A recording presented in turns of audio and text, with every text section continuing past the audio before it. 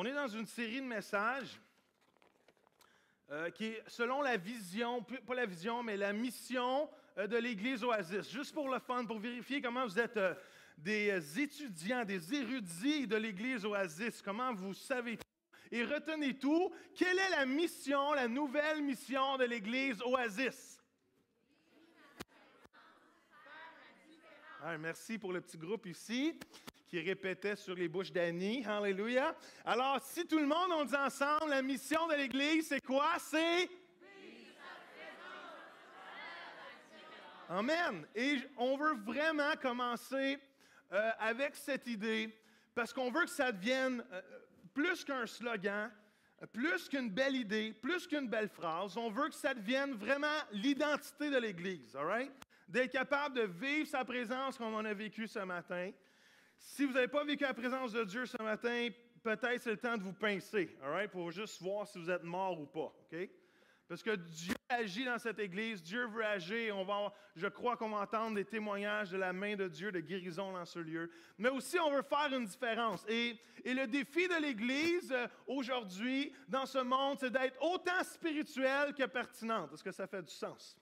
Et juste pour faire un petit retour sur ce que j'ai dit la semaine passée, l'Église doit faire vivre sa présence. Vivre sa présence, c'est de s'engager envers les cieux, de s'engager en tant qu'enfant de Dieu à la prière, de s'engager à l'adoration, de s'engager à vouloir voir la gloire de Dieu, de s'engager au surnaturel, de s'engager à la puissance de Dieu. C'est ça, de vivre sa présence et de s'engager envers les cieux.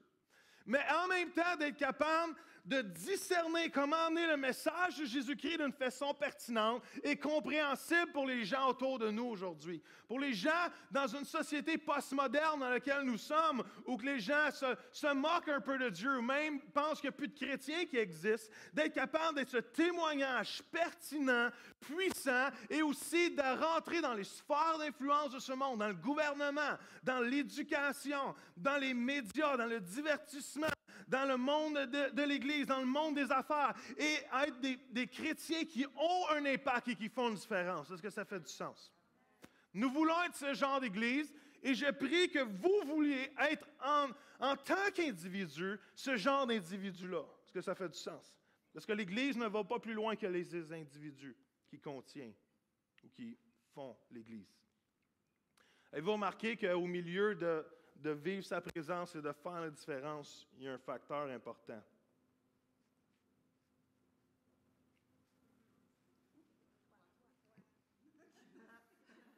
J'attendais. Pourtant, je suis assez gros pour être manqué, là, hein? Et moi, je dois être capable d'être cette épouse de Jésus-Christ qui aime la présence de Dieu, qui est passionnée de passer du temps avec lui, d'entendre la voix de son amoureux. Mais en même temps, je dois être celui qui est un ambassadeur puissant de Jésus-Christ, qui fait la différence et qui vient avec l'autorité d'un autre royaume. Et partout, come on, partout où je mets les pieds, Dieu me le donne au nom de Jésus. Come on. J'aime tellement... Hein? J'en ai pas parlé la semaine passée, mais c'était dans mes notes. J'aime tellement ce que Dieu a dit à Josué quand c'était le temps de traverser le Jourdain. Il a dit, partout où tu vas mettre la plante de tes pieds, je t'ai déjà donné cet endroit-là. Come on!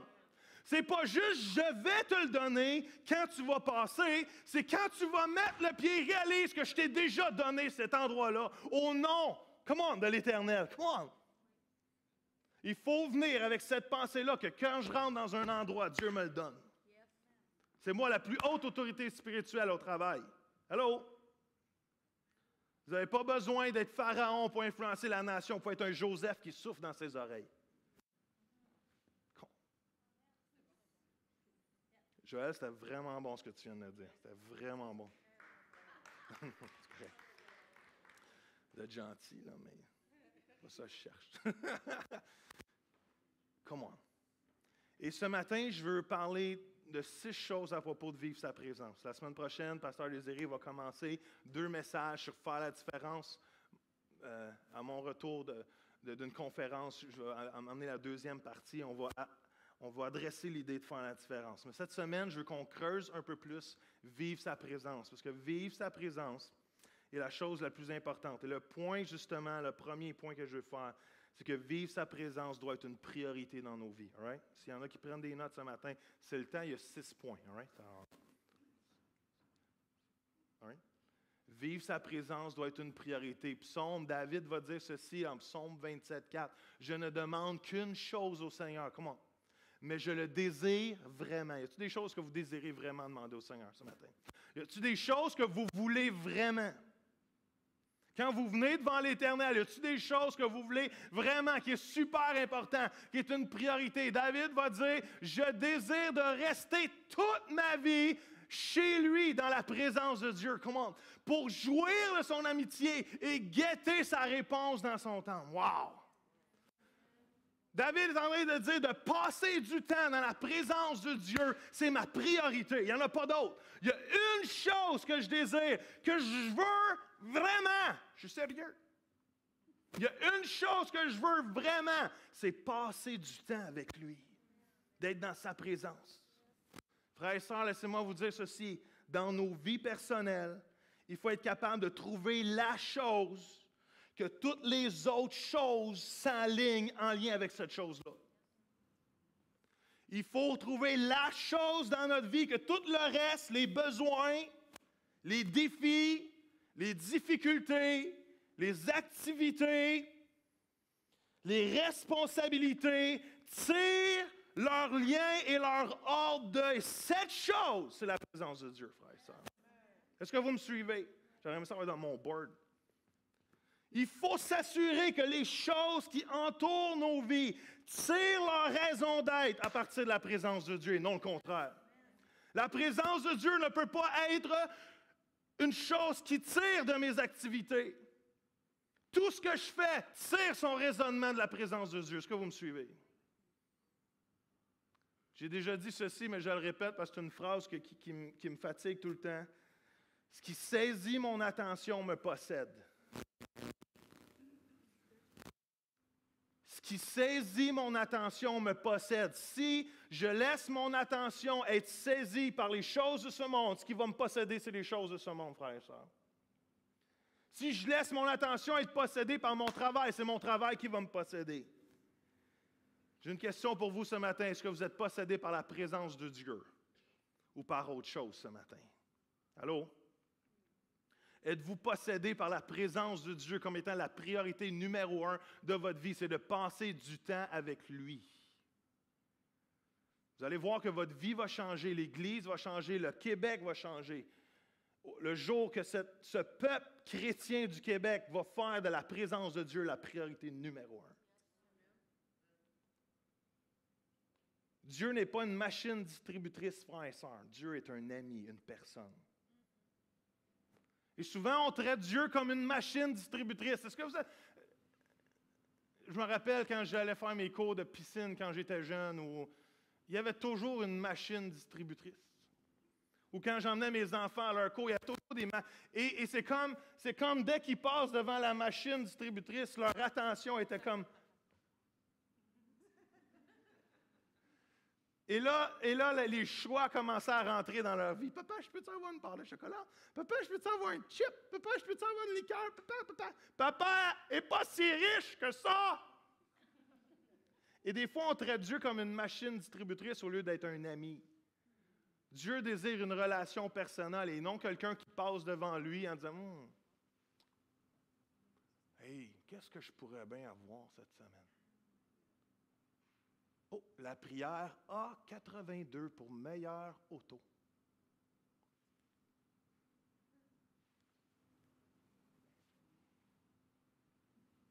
Là, ça reste pogné, hein?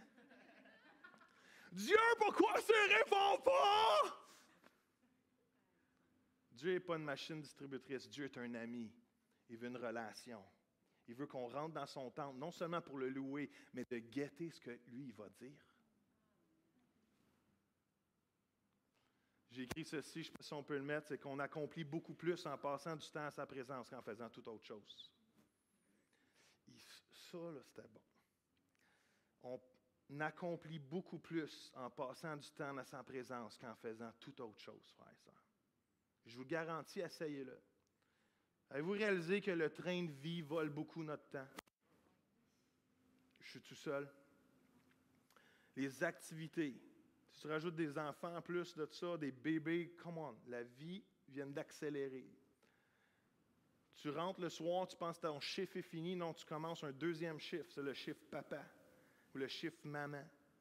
Et là, si tu es impliqué dans l'Église en plus, pouf, tu as encore plein d'affaires.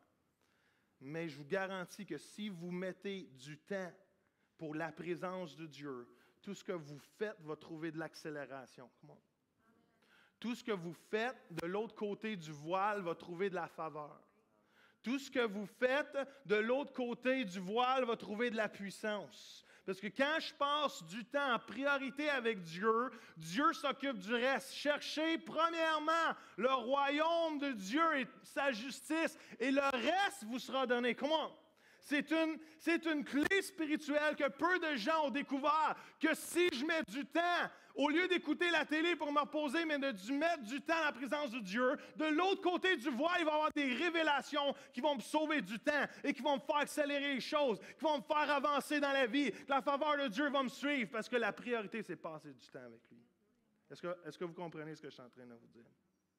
Le danger aujourd'hui dans un monde effréné dans lequel que nous vivons, c'est d'avoir la phrase facile que j'ai pas de temps pour Dieu, j'ai pas de temps.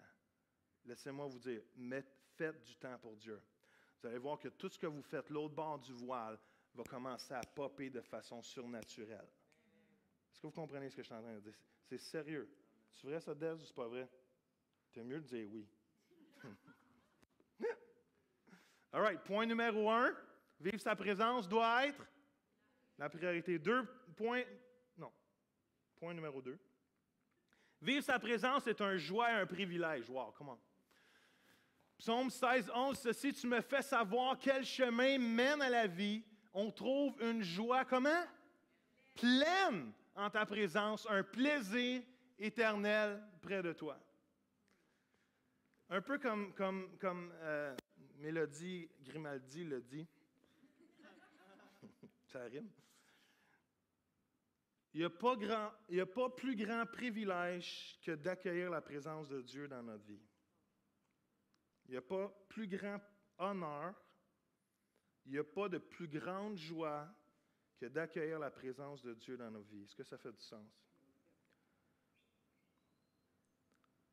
Nous sommes le temple du Saint-Esprit, on en parlait tantôt, et nous sommes remplis de sa présence.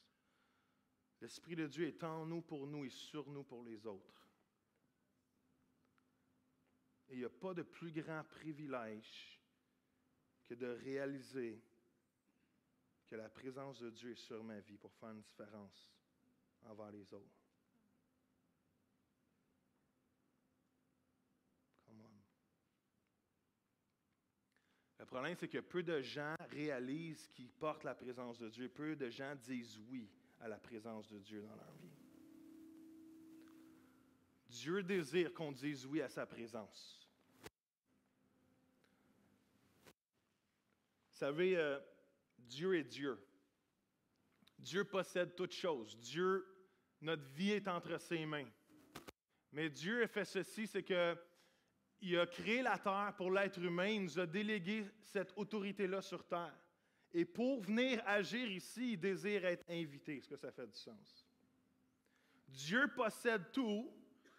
Dieu possède nos vies, Dieu possède la terre, Dieu possède tout ce que la terre comporte, mais il nous a délégué l'autorité de changer la terre pour sa gloire. Et il désire être invité. C'est comme si je serais le propriétaire d'une maison et je vous la loue. Okay? J'ai des maisons, je vous la loue. N'importe quelle personne qui a un gros bon sens va réaliser que même si c'est sa maison, je ne m'invite pas dans cette maison n'importe quand ou quand que je veux. Pourquoi? Parce que ce n'est plus la mienne. Il y a quelqu'un d'autre que j'ai mis en charge de cette maison-là. Alors, si je veux aller visiter, je vais quand même cogner. Je ne rentrerai pas dans la maison, puis aller dans le frigidaire, me servir un peu n'importe quoi, me faire à manger. Pourquoi? Parce que même si c'est ma maison, elle ne m'appartient plus, elle est sous l'autorité de quelqu'un d'autre. Est-ce que ça fait du sens? Dieu est celui qui respecte ce même principe-là. Dieu veut totalement changer la planète. Mais une chose qu'il désire, c'est d'être invité parce qu'il a choisi d'utiliser des gens comme vous et moi pour propager son message et son autorité. Est-ce que ça fait du sens? Dieu n'a pas besoin de nous pour sauver la planète. Il a juste décidé que c'était comme ça qu'il était pour le faire. Si Dieu voudrait, il pourrait juste descendre, tout le monde à terre, tout le monde converti dans le nom de Jésus. Le seul problème, c'est que Dieu n'a pas décidé d'agir comme ça. Dieu a décidé de choisir chacun d'entre nous pour qu'on porte sa présence et qu'on soit des représentants et des ambassadeurs du royaume de Dieu. Est-ce que ça fait du sens ce que je vous dis? Il faut être capable de dire oui à la présence de Dieu. Il faut être capable de dire oui. Et tout le monde connaît ce verset-là, du moins je crois, qui dit ceci, que Jésus, quoi? Et là, il se tient à la porte. Il frappe. Ouvrez-lui la porte afin qu'on puisse manger avec lui et passer du temps avec lui. Je crois que Dieu frappe à la porte de plusieurs d'entre vous ce matin. Dieu frappe à la porte de votre cœur. Dieu frappe à la porte de votre âme. Il est en train de dire, Joël, je veux rentrer dans ta vie ce matin. Joël, je veux rentrer dans ton cœur ce matin. Et notre réponse, est-ce qu'on est capable de dire, oui Dieu, je veux vivre ta présence? Parce que Jésus vient, il vient souper avec nous, vient manger avec nous. C'est quoi l'idée de souper? C'est de la communion. On est allé manger avec nos tamalous préférés vendredi soir. Et il y a un miracle qui s'est passé vendredi soir. Ils m'ont donné le goût d'aller à la pêche. Ça, c'est un miracle. C'est un miracle.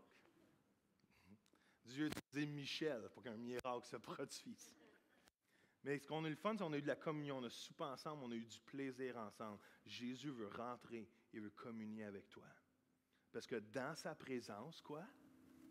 Qu'est-ce qu'il y a dans sa présence? Oh, il y a de la joie. À quoi? 40%? Quoi? La pleine joie. Des plaisirs, des délices. Savez-vous quoi? Il n'y a aucun plaisir de la vie qui surpasse le plaisir d'être dans la présence de Dieu. Aucun.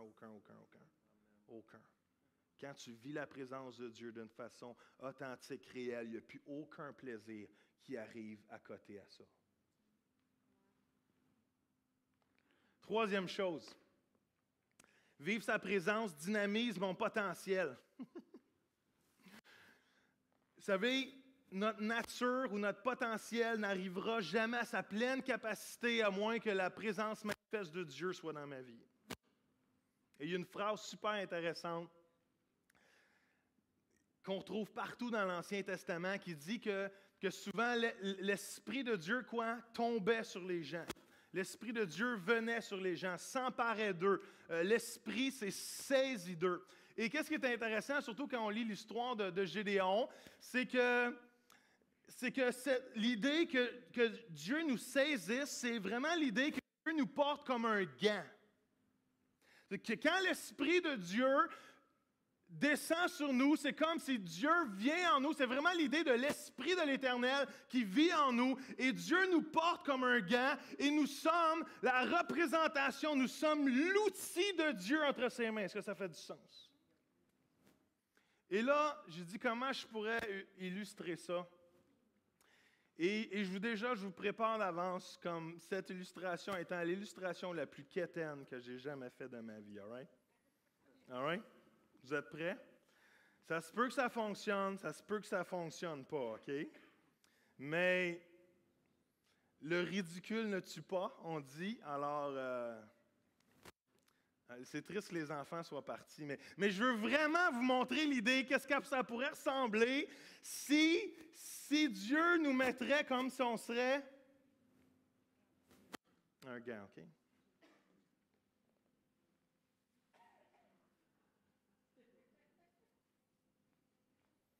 Est-ce qu'on pourrait accueillir, mesdames et messieurs, mon ami Boss Trash? Come on!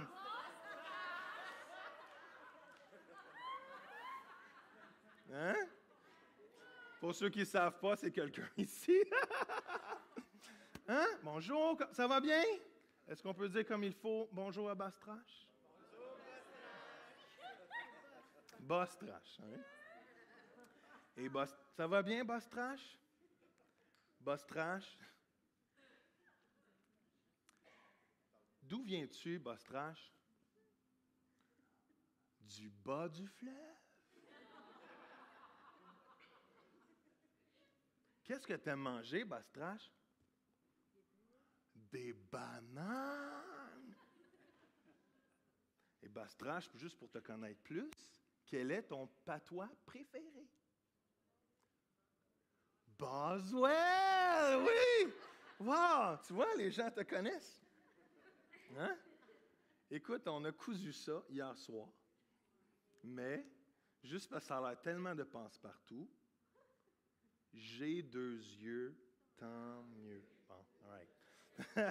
C'est correct, on n'ira pas jusqu'au bout. Mais je voulais juste vous donner l'image que l'Esprit de Dieu habite en moi. Est-ce que ça fait du sens? Je sais, c'est l'image la plus ridicule que j'ai jamais faite. Et j'espère que ce ne sera pas ça la petite capture qu'on va mettre sur Facebook. Stéphanie a dit oui. Mais la parole de Dieu va dire en Galates, ce n'est plus moi qui vis, mais c'est Christ qui vit en moi. Hein, Bastrache? Ce n'est plus toi qui vis, c'est moi qui vis en toi. Et c'est l'idée que l'Esprit de Dieu est en dedans de nous. Et même si ce n'est plus moi qui vis, mais c'est Christ qui vit en moi, ma personnalité n'est pas diminuée, qui je suis n'est pas diminué, mais au contraire, tout ce que je suis est propulsé et dynamisé par l'Esprit de Dieu dans lequel que Dieu s'est saisi de moi et m'a mis sur sa main comme un gant. Est-ce que ça fait du sens? Est-ce qu'on peut dire bye-bye à Bastrache, les amis? Bye-bye.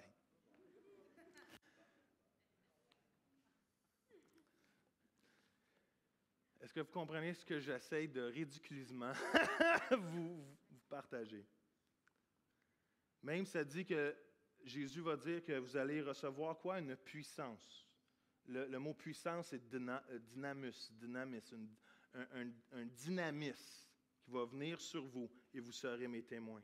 Et c'est vraiment l'idée que quand on vit sa présence, d'accueillir sa présence, c'est Dieu se saisit de nous. Ce n'est plus moi qui vis, mais tout ce que je suis est maintenant dynamisé par la puissance du Saint-Esprit. Parce que je ne vis pas à propos de moi, je vis connecté à la sève. Comment? Je vis connecté au sceptre et la vie passe à travers moi. C'est la vie de l'Esprit qui fait que partout où je pense, je peux faire la différence.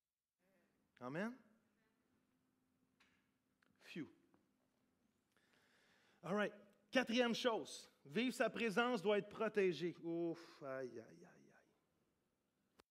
Si vivre sa présence est un des plus grands privilèges qu'on a, si d'accueillir sa présence c'est une joie et un honneur, en même temps, ce beau trésor-là de vivre la présence de Dieu, d'avoir accès au trône de grâce, d'être le représentant de Jésus doit être protégé. Est-ce que ça fait du sens? Même la parole de Dieu va dire, n'étouffez pas quoi? L'esprit. N'attristez pas l'esprit. Il y a une dimension de vie par nos péchés, par nos choix, par nos réflexions, par nos comportements, où qu'on diminue l'esprit sur nos vies et on attriste l'esprit de Dieu sur nos vies. Alors, il y a une façon de vivre qui permet à l'Esprit de Dieu de se manifester encore plus. Il y a une façon de vivre qui permet à la présence de Dieu d'être encore plus présente dans ma vie. Est-ce que ça fait du sens? Un des textes les plus terribles dans les Écritures, c'est un jour Dieu s'adresse à Salomon. Et il y a ce verset-là, je vais juste vous le lire. Luc 12 qui dit ceci, à qui l'on a beaucoup donné, on donnera quoi? On demandera beaucoup, et à qui on l'a confié beaucoup, on demandera encore plus. C'est juste l'idée de nous faire réaliser le sérieux du privilège qu'on a d'accueillir la présence de Dieu. Si Dieu nous fait confiance avec son esprit, il va aussi nous demander qu'est-ce qu'on a fait avec cet esprit-là. Allô? Et vous savez que Salomon a reçu beaucoup. Est-ce que vous savez ça?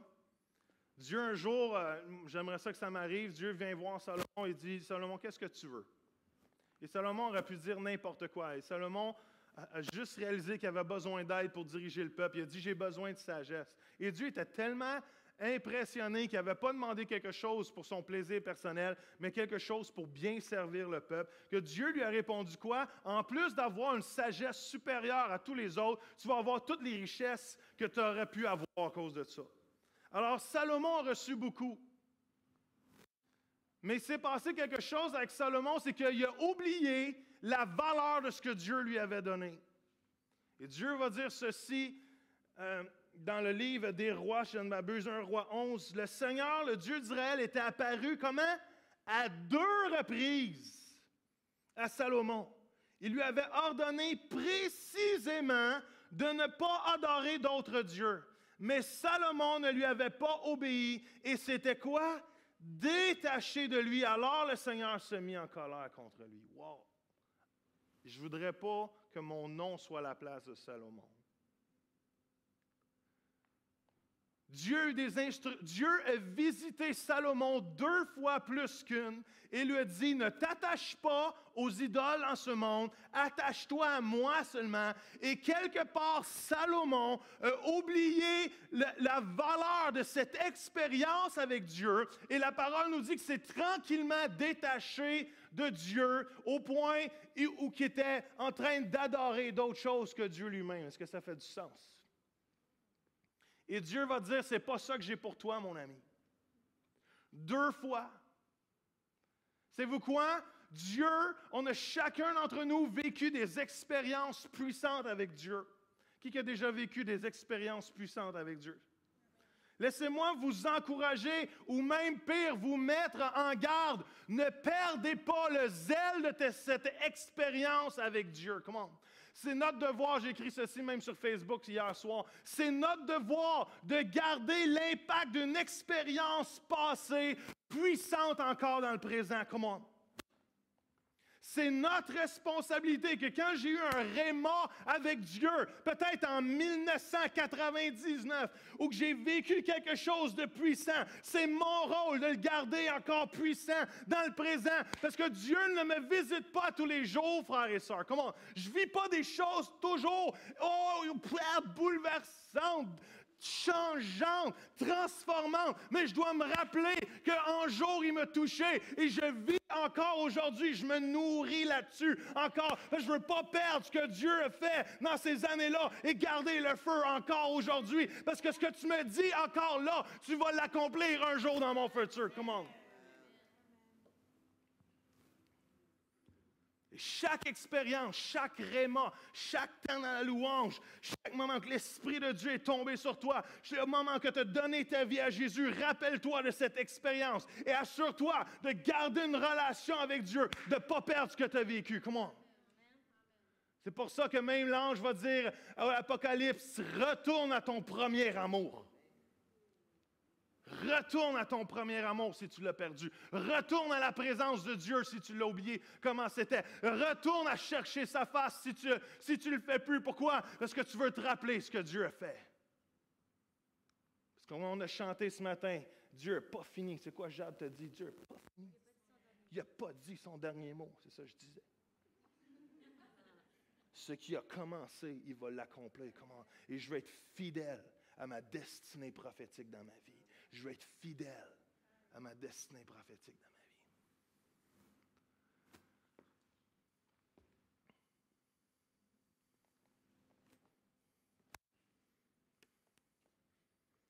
Il y a des versets super fatigants quand Dieu va dire à Saül, l'Esprit de l'Éternel se retirera de Saül. Quand David va dire dans Psaume 51, ne me renvoie pas loin de ta présence et ne me retire pas l'Esprit qui vient de toi. Come on. Vous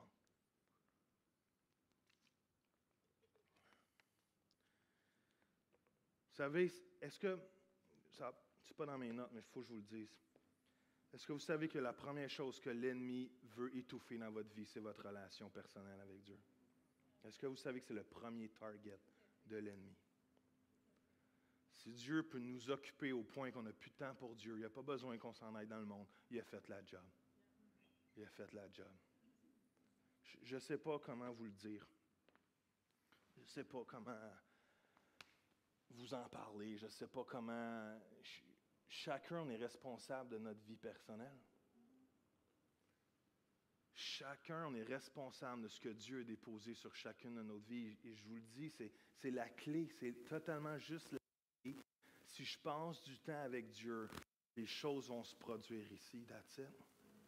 Si l'ennemi m'occupe assez ou me donne assez de hobbies, puis je perds le temps que je peux prendre avec Dieu d'une façon, par un temps spécifique ou juste continuellement de penser, il a fait sa job, il n'a pas besoin de nous faire rétrograder, il a juste besoin de nous endormir. Allô? Est-ce que vous entendez ce que je vous dis? Et aujourd'hui, c'est pas facile, c'est pas si difficile que ça, endormir les chrétiens. Trouve-leur des activités, puis la job est faite.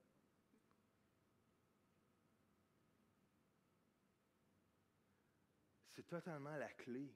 Et en même temps, c'est le plus grand combat de chaque être humain. On peut être honnête? On peut être honnête que notre vie spirituelle, de temps de relation avec Dieu, c'est le combat de nos vies? On peut être vrai, là? Savez-vous, c'est quoi la moyenne de prière dans les gens au Canada?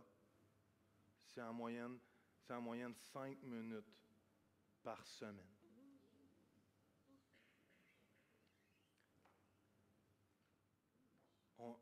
Les chrétiens ne lisent plus la Bible. Les chrétiens ne passent plus de temps avec Dieu. C'est plus simple que ça. Parce qu'il y a tellement de distractions aujourd'hui. Il y a tellement d'autres choses à faire. Il y a tellement... Et c'est la clé. Il faut venir avoir une passion pour la présence de Dieu.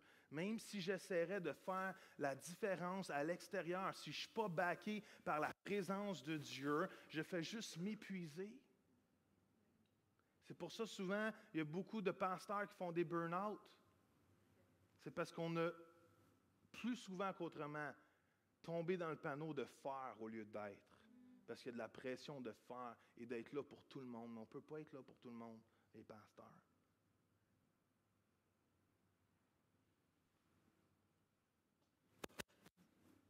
Même le micro est d'accord avec ce que je viens de dire. All right, je continue. Êtes-vous encore là? C'est pas trop lourd? Merci pour ce nom-là dans le nom de Jésus. Deux choses, après je finis, OK? Vivre sa présence. C'est quoi j'ai écrit? Je pense qu'on l'a changé, cela. Vivre sa présence s'expérimente davantage par une passion pour la louange et la parole de Dieu. Come on. Il y a tellement de fois dans les Écritures que la Bible nous déclare par différentes façons, différents concepts, que Dieu habite au milieu des louanges de son peuple. Est-ce que vous savez que Dieu a eu plusieurs demeures? Dieu a déménagé souvent dans sa vie.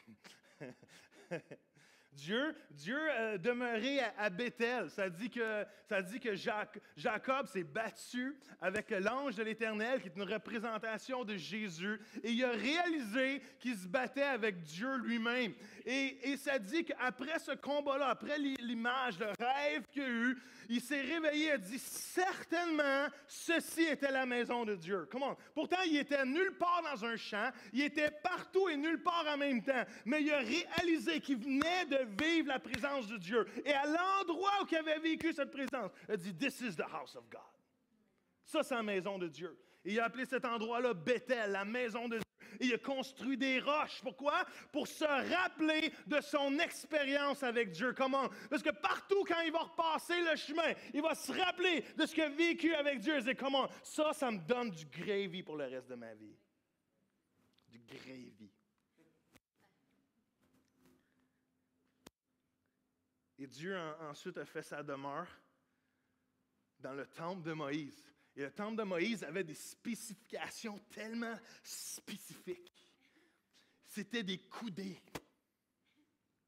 Et tout était spécifique. Les couleurs étaient spécifiques, les choses étaient spécifiques, la façon dont ça devait être fait était spécifique. Pourquoi? Parce que chaque chose avait une signification de qu'est-ce que Jésus était pour faire à la croix. Comment? L'écarlate représentait son sang. Le bleu représentait sa gloire et sa royauté. Comment? Les vases d'airain pour le lave de représentait ce que Jésus était pour faire, le pardonner nos péchés, d'être l'agneau immolé pour chacun de nous. Et Dieu a fait sa maison dans le temple de Moïse, où que le jour, le peuple d'Israël était guidé par une colonne de fumée. Le soir, il était dirigé par une colonne de feu. Ça dit qu'il devait passer à travers le voile pour rentrer dans le lieu très saint. Et Dieu a fait sa demeure dans le temple de Moïse. Dieu a fait sa demeure dans le temple de Salomon, où que David a dit, il faut que je construise un temple. La présence de Dieu est tellement importante. Il faut que je construise une bâtisse où que Dieu va pouvoir rester, qui va représenter sa gloire. Et Dieu va donner des instructions à Salomon. Et Salomon va construire le bâtiment le plus gigantesque du temps, en or, avec les matériaux les plus incroyables que la planète ne pouvait pas contenir. De partout, il faisait venir le matériel et a construit une merveille du monde. Et ça dit qu'au moment, que les prêtres ont fait sonner le corps, ça dit que la gloire de Dieu est descendue à un tel point que même il n'était plus capable de faire du ministère dans le temple. Comment? Parce que la présence de Dieu était tellement glorieuse. Et Dieu fait sa résidence dans le temple de Salomon. Même avant ça, Dieu était une passe un peu hippie, où il a résidé dans la tente de David. Il n'y avait pas de spécification, c'était une vulgaire tente, c'était une toile avec des pilleurs, mais en dedans de cette toile-là, de cette vulgaire toile, il y avait l'arche de l'Alliance. Come on, alléluia, la présence de Dieu était là à chaque moment, à chaque instant. Ça disait que les prêtres, jour et nuit, on venait dans sa présence et louait David, prenait les fods comme la semaine passée, vous en rappelez, les il rentrait dans la présence, il chantait Day and night, night and day, let incense arise. Vous comprenez rien, c'est en anglais, c'est pas grave. Jour et nuit, nuit et jour, que nos voix s'élèvent. À chaque seconde, il y avait des prêtres qui s'échangeaient pour profiter de vivre dans sa présence. Wow! Come on! Et Dieu a fait sa résidence dans une vulgaire tente. Parce qu'il résidait dans l'arche de l'Alliance. Comment? J'ai des petites nouvelles pour vous ce matin. Allô? Ne sais-tu pas, tu es le temple. Ne sais-tu pas, tu es le temple. Ne sais-tu pas, tu es le temple. Je suis tout essoufflé, moi, là. Tu es le temple du Saint-Esprit, plein de gloire, plein de force, plein de gloire, plein d'amour, plein de gloire. Ah, c'est ça, il faut faire les gestes, plein d'amour, plein de gloire. Tu es le temple du Saint-Esprit. All right.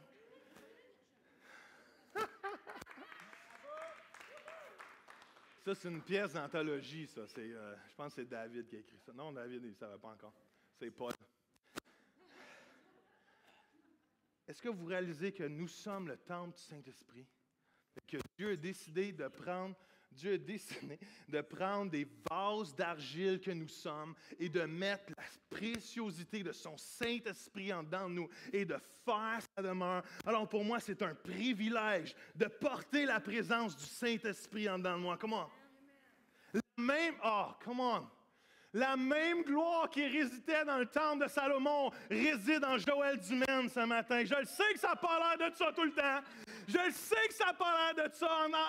À l'extérieur, il y a un peu d'argile. À l'extérieur, c'est un peu brisé. Mais en dedans, je porte la présence du Saint-Esprit. Comment? Et je dois vivre conscient de ça. C'est vrai, on n'est pas toujours conscient. Je porte le plus beau trésor que l'humanité a jamais porté. La présence de Dieu étant dans moi, comment? Wow!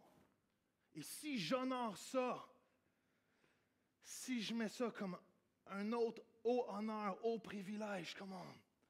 Je vais vivre des choses extraordinaires.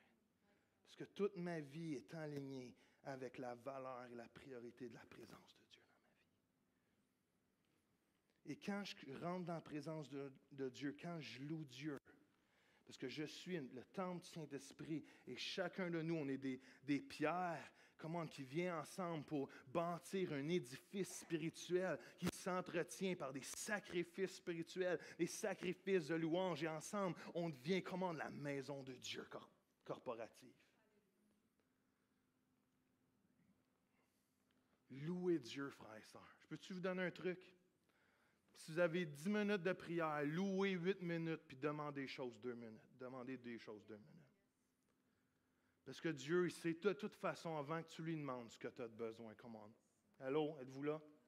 Alors, si je prends du temps à le louer puis à l'adorer, je suis en train de laisser l'Esprit de Dieu encore prendre plus de place dans ma vie. Je suis en train de me connecter à la présence de Dieu. Puis avant même que vous demandiez quelque chose, faites juste prendre quelques minutes pour écouter ce qu'il voudrait bien dire.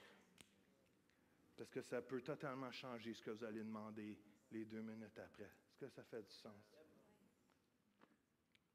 Je peux-tu être franc avec vous? Puis je dis ça en amour, puis en le plus grand respect possible. OK? All right? Comprenez mon cœur.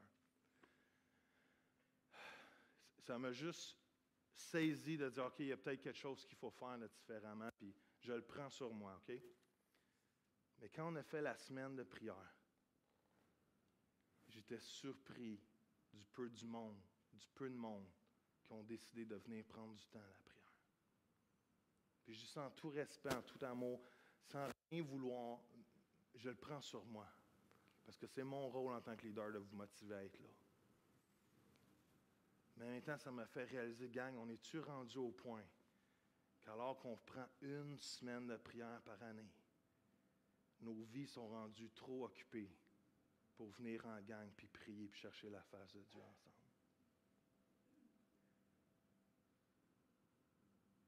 Et si oui, il faut vraiment se regarder dans le miroir et dire, come on, et on lève nos manches, on fait quelque chose de différent, on rentre dans sa présence parce que c'est la priorité. C'est la priorité. C'est la priorité. J'espère que vous entendez mon cœur en disant ce que je dis. Ce n'est pas un désir de condamner ou whatever, c'est juste une constatation. Mais nous sommes le corps de Christ, nous sommes l'épouse de Jésus-Christ. Si nous, on perd notre ferveur, si nous, on perd notre sel, qui va lui redonner, frères et sœurs? Qui va lui redonner?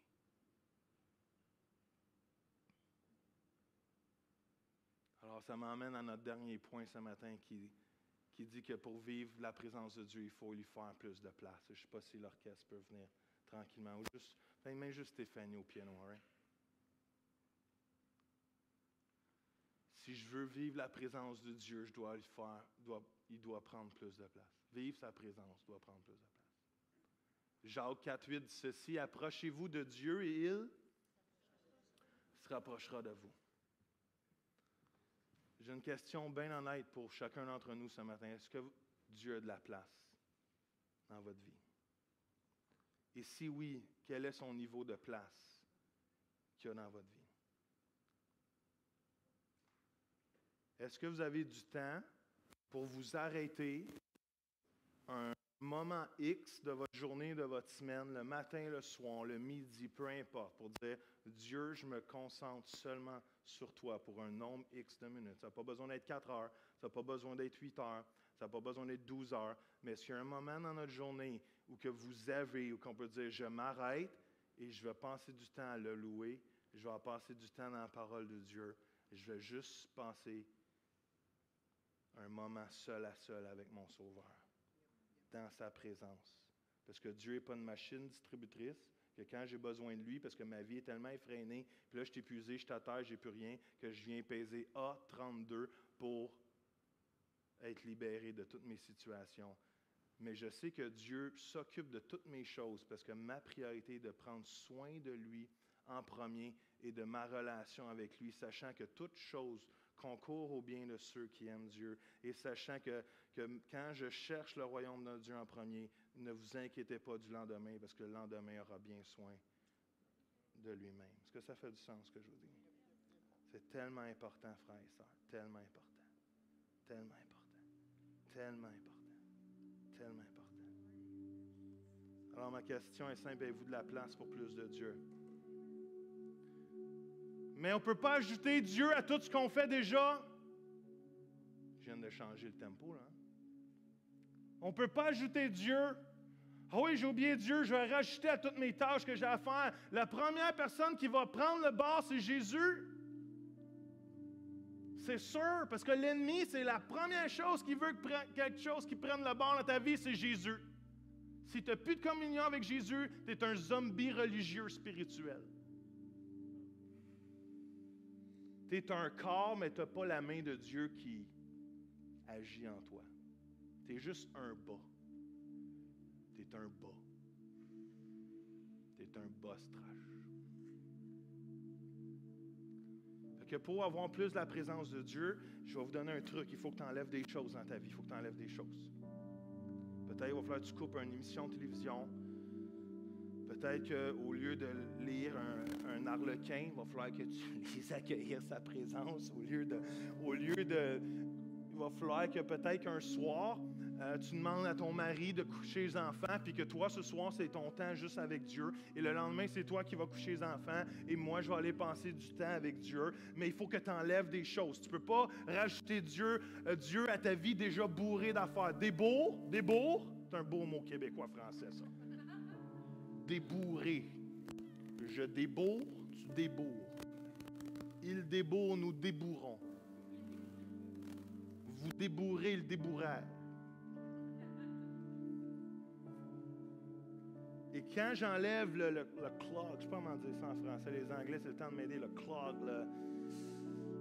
le bouchon, c'est bon ça, le bouchon dans ma vie qui fait que toute ma vie est prise par d'autres affaires. Quand j'enlève ça, je fais un peu de nettoyage, je vais réaliser que maintenant j'ai de la place pour Dieu. J'ai de la place pour Dieu.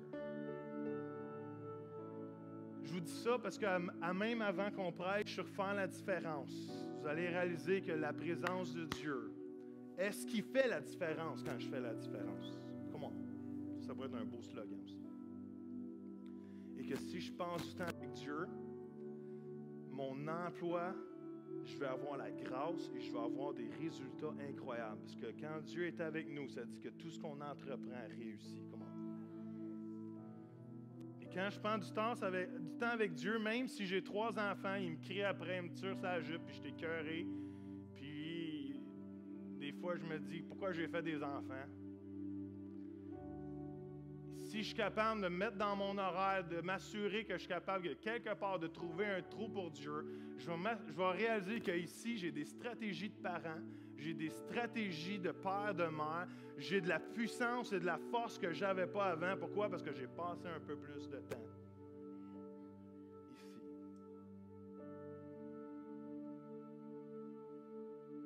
Si je passe un peu plus de temps ici, quand j'arrive avec mon couple, mon super couple, je vais réaliser que j'ai beaucoup plus d'amour, puis de patience, puis d'endurance, parce que ce qui m'anime, c'est pas juste Joël Dumaine, c'est l'amour de Dieu qui vit en moi. Et quand je regarde ma chérie, j'ai le goût de faire des gouli-gouli, parce que...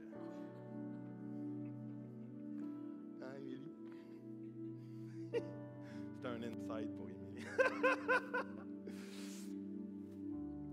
Et j'ai plein d'amour. Plein d'amour. Et quand je passe un peu plus du temps dans la présence de Dieu, mais quand je veux faire la différence ici, j'ai tout, comment, je finis avec ça, j'ai tous les cieux derrière moi qui veulent s'assurer que j'accomplisse ma destinée prophétique sur ma vie. Comment? Heaven is there. Oh, c'est trop bon. Merci Seigneur. Quand je pense, il faut que je le refasse trop bon, juste pour moi, OK? Quand je passe du temps ici, puis je veux faire la différence ici, j'ai la nuée d'anges qui est au commandement du Dieu des armées célestes pour que je puisse accomplir ma destinée prophétique ici sur terre alors que Dieu me fait respirer, me donne la grâce de vivre pour quelques années. J'ai toute la stratégie divine qui est derrière moi afin que les choses se placent sans même que je réalise. Come on. Parce que l'Esprit de Dieu vit en moi et tout ce que je suis s'exprime à partir de la puissance, c'est la présence de Dieu. Ce n'est plus moi qui vis, mais c'est Christ qui vit en moi. All right. Dieu est bon. All right. Si vous devez quitter, soyez bénis. Si vous êtes parmi nous depuis la première fois, allez remplir ce petit carton. On veut apprendre à vous connaître. On veut connecter avec vous. On a un petit cadeau pour vous. Mais, s'il y en a ce matin qui disent, moi, je veux faire plus de place dans la présence de Dieu, je vous demande de vous lever debout tout de suite. Si vous dites, moi, je veux faire plus de place pour la présence de Dieu dans ma vie, je veux vous lever debout.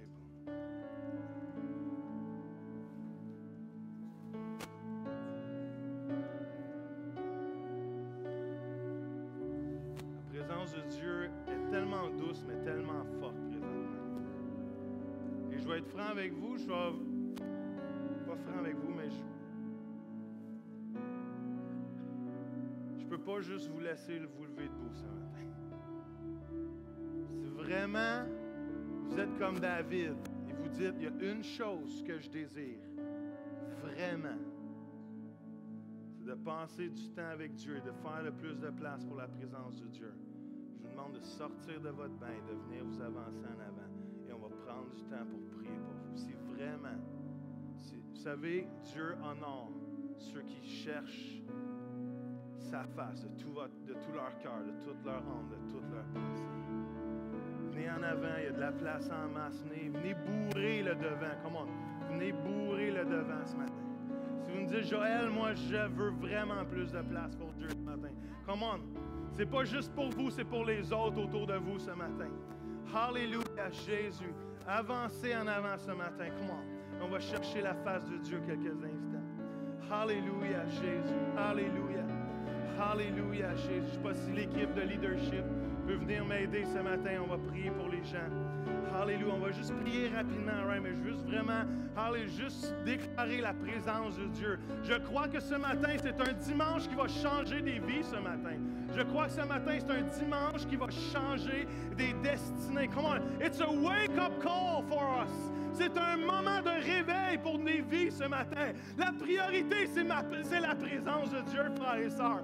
La priorité, c'est la présence de Dieu. Le travail n'est pas la priorité. La famille n'est pas la priorité, même si c'est très haut. Les amis, c'est pas la priorité. Le golf, c'est pas la priorité. La priorité, c'est la présence de Dieu. Seigneur, je te prie qu'on puisse faire plus de place à ta présence ce matin. Come on. Seigneur, viens réveiller notre oisivité si elle nous a endormis ce matin. Seigneur, alléluia, envoie ton feu. Envoie le feu dans ton temple ce matin. Envoie ta gloire dans ton temple ce matin. Dans le nom de Jésus, Seigneur, on remet les pendules à l'heure, Seigneur, et on déclare que tu es ma priorité. Il n'y a rien qui va me voler de ta présence, Seigneur. Il n'y a rien qui va me voler de ta présence, Jésus. Il n'y a rien qui va me voler de ta présence, Seigneur. Alléluia, Jésus, parce que tu es la valeur la plus précieuse qu'il y a dans ma vie. Come on. Alléluia, Jésus. Alléluia, Jésus. Alléluia, Jésus. Alléluia, Père. Alléluia, Seigneur. Gloire à toi, Jésus. Alléluia, Père. On veut juste... Partez pas tant que personne n'a pas prié pour vous, OK? L'équipe va commencer à juste parcourir les allées. Jen, tu peux venir prier. Jen aussi, viens prier si tu veux. Alors, les enfants, si vous avez par hasard des enfants, on vous encourage d'envoyer un parent les chercher et revenez après, on va prier pour vous, all right? Alléluia. On va juste prendre quelques instants.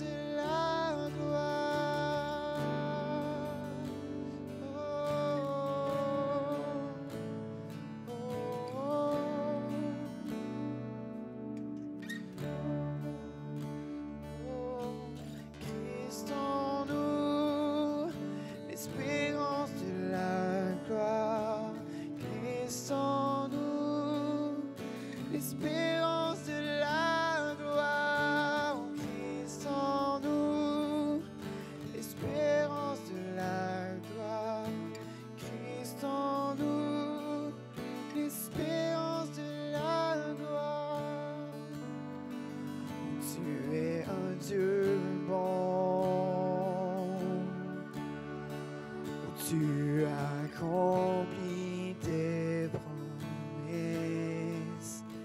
même au creux des ténèbres, ta gloire resplendit. Saisis qui comble nos vies. Oh, tu es un Dieu bon. Tu accomplis tes promesses, même au creux des ténèbres, ta gloire resplendit. C'est toi qui combles nos vies.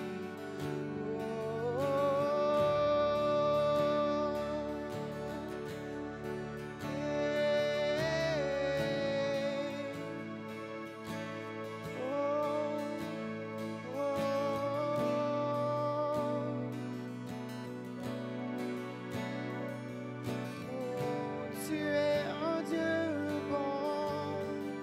Oh, tu es un Dieu bon. Oh, tu accomplis tes promesses, même au creux des ténèbres, ta gloire resplendit. C'est toi qui combles nos vies. Tu es un Dieu bon. Tu accomplis tes promesses, même au creux des ténèbres, ta gloire resplendit.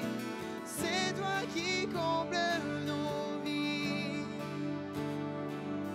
Ô Christ en nous, espérance de la gloire.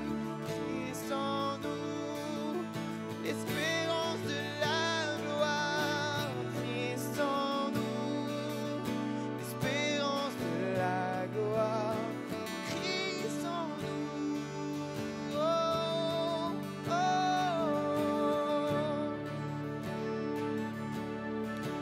oh.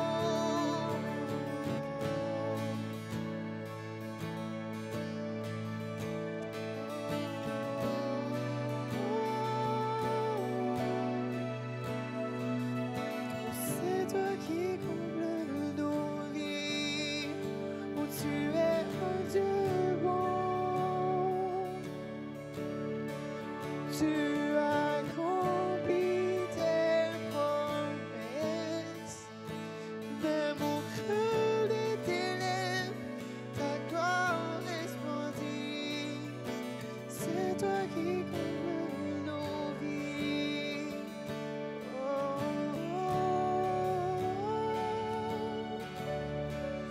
oh,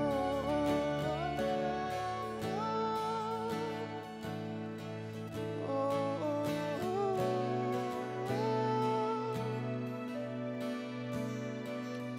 c'est toi qui combles nos vies.